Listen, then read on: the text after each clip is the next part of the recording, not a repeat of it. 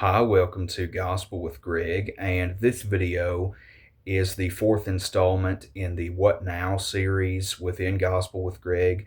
This video is for people who are on their journey of serving God, who have just found their calling, or maybe they feel like they found their calling, but they're not sure, or maybe they feel pretty positive that they have, but they're still kind of unsure of, what do I do from here? And so just wanted to talk about that and speak to people in those situations. And so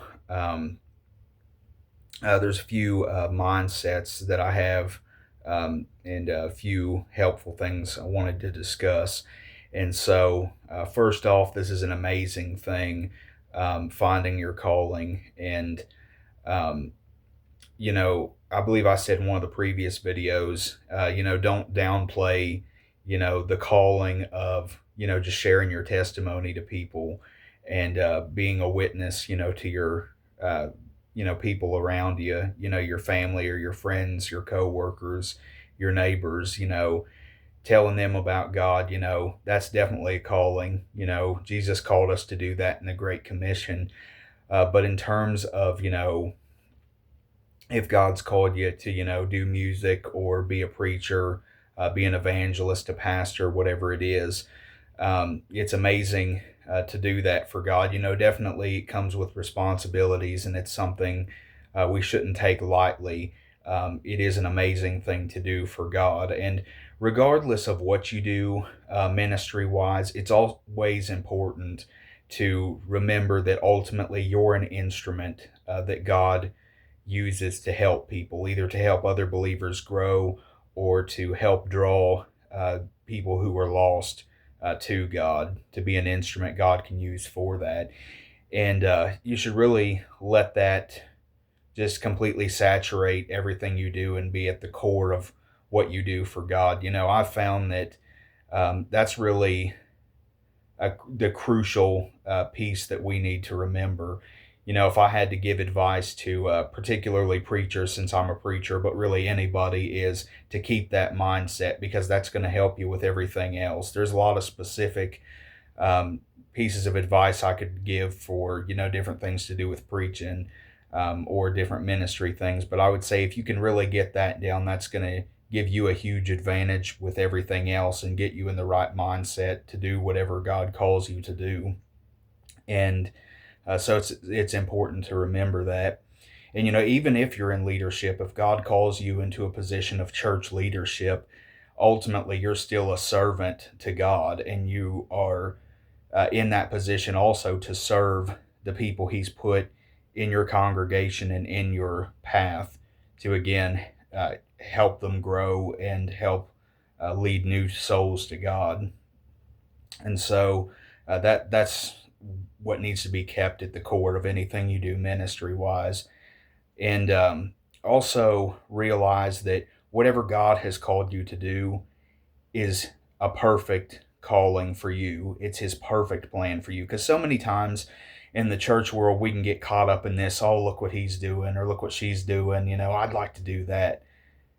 God called you to do something different. God called you for the specific purpose He called you for.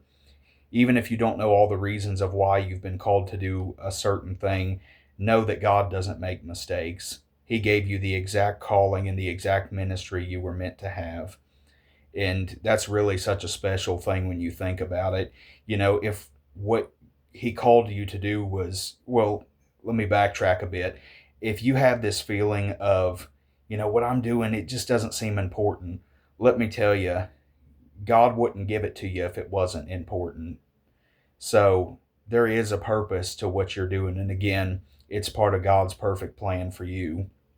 And the best thing you can do is accept it and be the best servant of God in that position you can be, because that's what's going to bear the most fruit for not only your relationship with God, but helping to encourage and lead others to God. And that's what the ultimate goal should be. Whatever's going to enable us to do that most efficiently and most effectively, we need to do that. And following God's calling for your life is absolutely what you need to do. And I would say, along with that, avoid excuses. So many times we have this feeling of, well, I feel like I can't do that. Be an evangelist, go around and, speak in front of, big congregations, big groups. I get nervous doing that, or, different things like that. Another thing that goes along with that is God wouldn't have you do that if you couldn't do it. And if you can't do it on your own, he's going to equip you if you'll let him. And one powerful example of that is um, in the Bible, when the Israelites are fleeing from the Egyptians, and it seems like all hope is lost, and God just parts the Red Sea for them to cross. That it seemed like, from a human standpoint, all hope was lost, but because people like Moses were willing to have faith in God, God did the impossible to make it happen. And so if God can work amazing miracles like that to, get done what needs to be done, he can do it for you. If there's some big obstacle that you feel like I can't do what God's calling me to do, if you'll just have faith, he can remove that big scary sea metaphorically out of your way. So God's with you always. Just know that. And nothing's too big for him. No obstacle is too big if you'll just trust in him. And it's important to remember, too, something that goes along with both of those points I've mentioned so far is God told Jeremiah in Jeremiah 1:5 that he had a plan for him before he was even born. And so we need to realize the power of that. When God brings our calling along, even if we feel like, it's not as grand as, what the guy next to us is doing, or we don't feel ready for it, God had that plan all worked out before you were even alive. And so that's how powerful and how sovereign God is. And it's amazing to think that he's with us when we do these things for him. And so I would also say to pray and study. And this is also good for the avenue of if you're not sure about your calling yet. And I was kind of in that boat for a while. The first big ministry thing I did was Gospel with Greg. Throughout my teenage years, I shared my testimony a good bit, and I kind of wasn't sure what my, I guess you could say, formal calling was going to be in terms of, singing, preaching, what have you. But I ended up doing these Gospel with Greg videos shortly after I turned 22. And for about 2.5 years, I did that. And then I got an opportunity to preach in church. And it was an opportunity that my pastor gave me.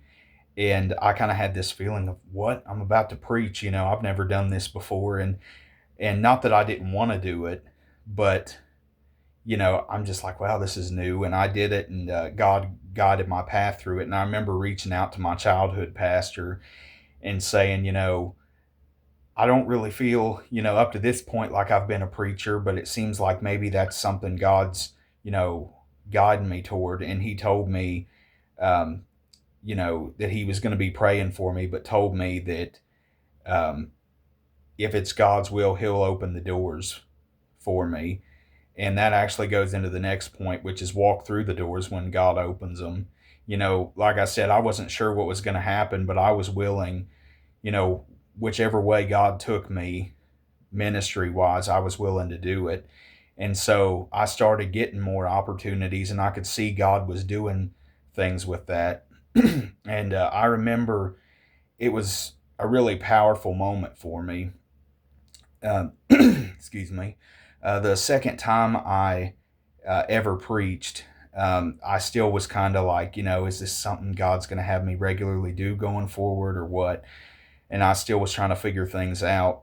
But I was just obedient and did the message I felt like I was led to do, and prayed and studied. And that's what we should do throughout the process. Focus on continuing to grow in God. We never stop growing in God, or at least we shouldn't, because there's always a way that we can grow. And so we should do that, and God can use that in guiding us to our calling. And it enables us, helps us do it well.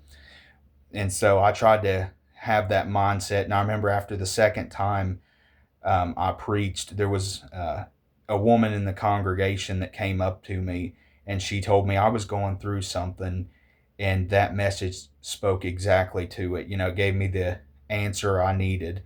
And I just felt in my spirit God confirm, yes, this is what I want you to do. And so I've been preaching now for a few years, in addition to doing gospel with Greg and some other things that God has called me into. And like I said, there are responsibilities that come with it. And, there are some stresses that can happen sometimes with our flesh. But just think about just the amazing cause we're representing. We get frustrated, with a lot of other things in our lives, but we keep persisting. And how much more so should we persist in the call that God has put on our lives? Because there's nothing greater than that. And so I wanted to finish this video up with a prayer. Lord, I thank you so much for the person watching this, and I thank you for the calling that you've put on their life, Lord. And I ask that that be abundantly clear to them of what your plan is for them. And I ask that you strengthen and equip them and give them peace of mind to be this strongest tool and instrument for you that they can be, to sharpen their brothers and sisters and to be sharpened, Lord, and that they be a light to you to draw new souls into your kingdom, Lord, to be an instrument for you to do that. And I ask this in Jesus' name. Amen. So thank you for watching, and until next time, God bless.